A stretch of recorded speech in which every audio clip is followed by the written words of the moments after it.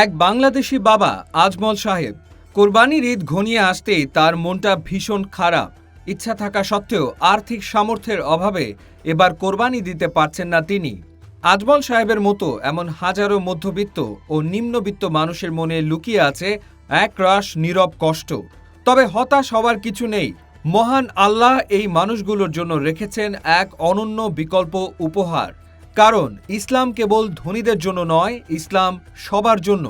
পশু কোরবানি দিতে না পারলেও এই জিলহজ মাসে আল্লাহর নৈকট্য পাওয়ার রয়েছে বেশ কিছু চমৎকার পথ।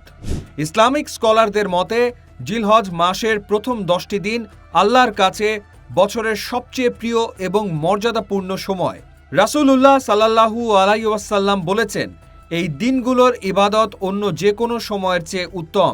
যারা কোরবানি দিতে পারছেন না তারা যদি এই দিনগুলোতে নফল রোজা রাখেন, বিশেষ করে 9ই জিলহজ তথা আরাফার দিনের একটি রোজা, তবে তার আগের ও পরের মোট 2 বছরের গুনাহ মাফ হয়ে যায়। এছাড়া বেশি বেশি সুবহানাল্লাহ, আলহামদুলিল্লাহ এবং তাকবীর পাঠ করার মাধ্যমেও পাহাড় সম সওয়াব অর্জন করা সম্ভব।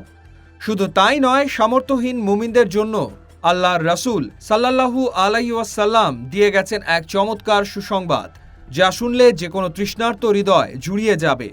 হাদিস শরীফে এসছে, রাসূলুল্লাহ সাল্লাল্লাহু আলাইহি ওয়াসাল্লাম বলেছেন, যাদের কোরবানি দেওয়ার সামর্থ্য নেই তারা যদি জিলহজ মাসের চাঁদ ওঠার পর থেকে নিজেদের চুল, নখ বা গোঁফ না কাটেন এবং ঈদের সালাত শেষে সেগুলো কাটেন, তবে আল্লাহ তাআলা তাদের আমল নামায় একটি পূর্ণ কোরবানির সওয়াব লিখে দেবেন। এটি আল্লাহর পক্ষ থেকে গরিব বান্দাদের জন্য এক বিশাল পুরস্কার। আসলে আল্লাহর রহমতের ভান্ডার অসীম। কোরবানি মানে কেবল পশু জবাই আর মাংসের উৎসব নয়, এটি হলো নিয়তের শুদ্ধতা আর ত্যাগের মহিমা। আপনার পকেটে টাকা না থাকতে পারে, কিন্তু মনে যদি আল্লাহর প্রতি ভালোবাসা আর খাঁটি নিয়ত থাকে, তবে জিলহজের এই ছোট ছোট আমলই আপনাকে পৌঁছে দেবে কোরবানির সর্বোচ্চ সওয়াবের দুয়ারে। তাই সামর্থ্য নেই বলে মন খারাপ না করে আসুন আমলের মাধ্যমে এই পবিত্র দিনগুলোকে সার্থক করে তুলি।